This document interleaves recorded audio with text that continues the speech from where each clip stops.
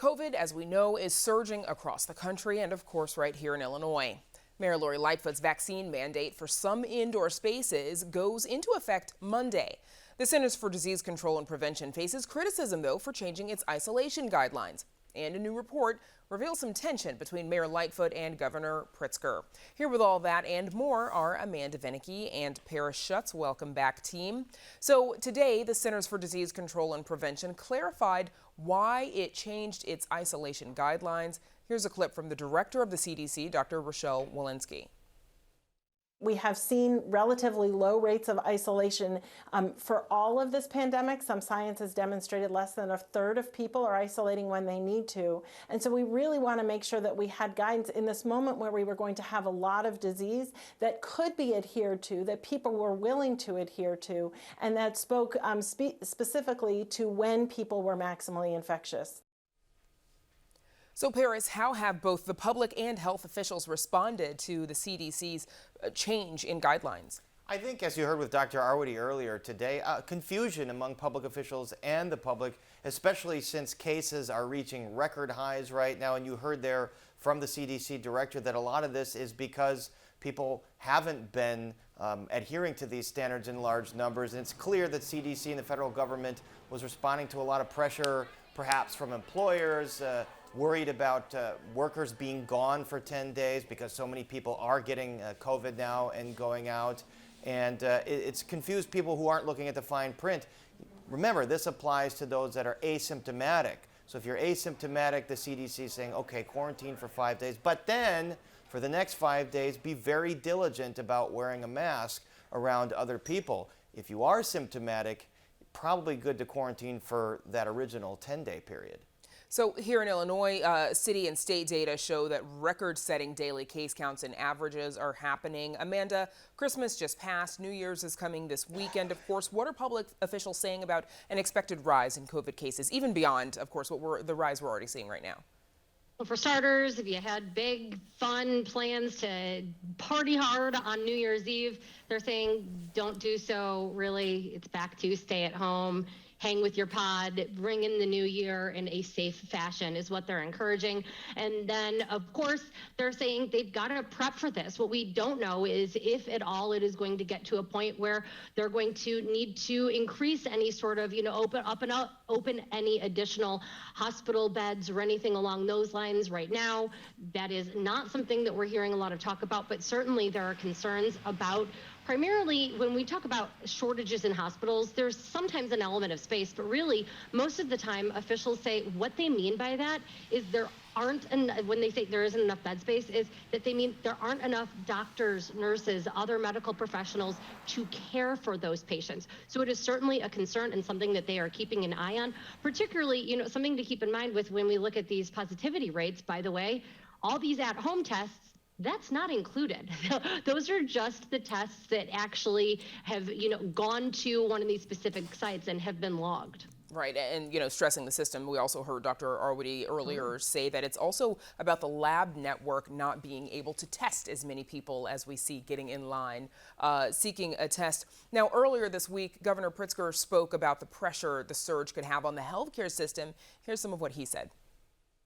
If you are unvaccinated and you get very sick, you'll be filling a bed that would have been available for your ailing spouse or your parent or your child or someone else's child, someone with cancer or a heart attack or seriously injured in a car accident.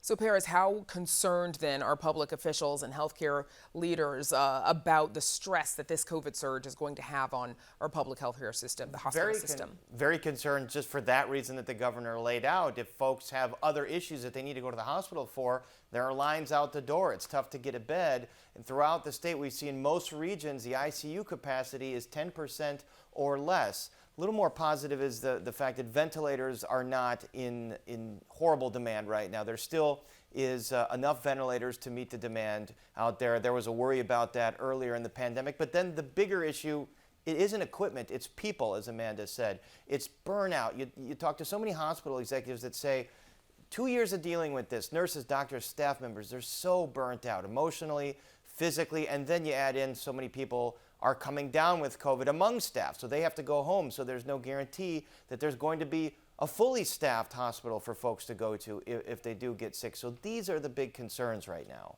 Yeah, a lot of concerns, obviously. Now, speaking of testing, of course, CPS strongly recommending that students and staff that they get tested, and that deadline was supposed to have been today, or excuse me, Thursday, that they get tested before returning back to school next week from break. Amanda, you've been reporting on this. What's the latest?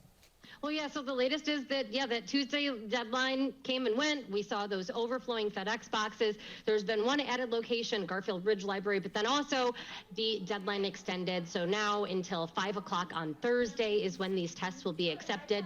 Unclear, what we don't have a lot of information on from CPS is due to, again, that lab strain that we've been talking about, if those will be processed on time. And then when testing begins in schools, as classes resume on the 3rd, how much testing there will be there, because that has likewise been slow to ramp up. What CPS has said is that they are prepared to be agile in determining when either classes or schools writ large need to be closed because of a rise in cases. We thus far are not privy to what internally they're deciding is going to make the district take that leap. No updates there. Okay, now on Monday, both Chicago and Cook County's vaccine mandate for certain indoor settings, bars, restaurant, gyms, those go into place. Paris, what impact do both the mayor and Cook County Board President Tony Preckwinkle, what impact do they hope this will have on the spread of COVID? Well, they've said, and we have to make the point, it doesn't mean that if you go to one of these places, you're not going to get COVID. I mean, we've seen that it's spreading in New York. That had that kind of indoor mandate for months, but it's more the stick approach to getting people vaccinated, hoping that they increase those vaccination rates by telling folks that if you want to enjoy all the great indoor activities, the concerts and the restaurants and the bars and the gyms and the other indoor venues, you want to just have a normal life in Chicago, you're going to have to get vaccinated. So it is trying to urge more people to get vaccinated to be able to participate in normal life. Now, of course, we heard just yesterday from some Chicago restaurant owners who are saying that they need more time before implementing this. Paris, do you think the mayor will consider this? I have a hard time believing that the mayor would go back on that January 3rd date. I mean, they did get a little grief from some folks initially because that time period from the announcement to January 3rd was about 2 weeks. They're saying, why are you waiting so long? And we see the cases spiking right now. So if this kind of mandate's going to be put in place, then this is the time to do it. I can't see the mayor changing that time frame. Now, also this week, Cook County Chief Judge Tim Evans announcing that his office's employees, now this includes those who work at the Cook County Juvenile Detention Center, that they will have to show proof of vaccination, which is a change. Amanda, why did he make this shift? Well, his office in reporting has cited that it made the shift because of the Omicron variant, because of the surge in cases. That is why. I'll add, though, that he has, of course, been under pressure. The Juvenile Detention Center, these places are congregate settings. Judges are elected officials, leaders ostensibly, who therefore should be sort of getting vaccinated and leading that charge if there is a call for others to do so. So I think it is also, particularly given that when light was shown on the fact that that court system was not under a vaccine order from Evans, that he was under political pressure to do so. Okay, now in other news, shifting a little bit, the Chicago Tribune published a report today on text message exchanges between the mayor and other public officials, including Governor Pritzker, especially. Paris, what did you find most revealing about this report? Well, I think the thing that stands out are those text exchanges with Governor Pritzker. A lot of sharp elbows thrown. The mayor's accusing the governor of being behind bad press coverage or having the governor's staff leak bad press coverage. The governor saying, we have nothing to do with that. And oh, by the way, it's better to call me and not put this kind of stuff in a text. But you see sort of these repeated exchanges with the governor, and it kind of fits in with what we've seen from Mayor Lightfoot is she's very sharp-elbowed. She does know how to throw a punch, but it's not just with adversaries. A lot of times it's with folks that are her allies, her political allies, political friends, people that she needs to get things done for the city of Chicago. And Governor Pritzker is a natural ally, the same party, same ideology, both of them very pro-Chicago. and you see these kind of sharp elbows being thrown, and we've talked to council members over the last couple of years kind of wondering why that's the mayor's MO with people that could be very helpful, that she needs on her side. So credit to Greg Pratt at the Tribune for doing a FOIA of the mayor's cell phone text messages and kind of seeing this treasure trove of conversations.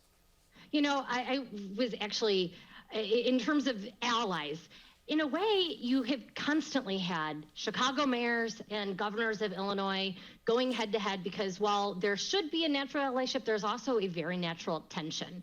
Who's really calling the shots? You know, the state, of course, is statewide, but Chicago has a whole lot of muscle. So I think there's both a natural tension here. What was really surprising to me was that these text exchanges existed, as you saw in one of the texts from the governor. Hey, maybe let's take this up by phone instead of by text. You don't often have political officials, those who are elected to office, least of all attorneys, putting that sort of stuff in writing because it is FOIA-able and they should know that. So it really is interesting to see this sort of unvarnished conversations. I think it also shows really sort of how weak Lightfoot is right now.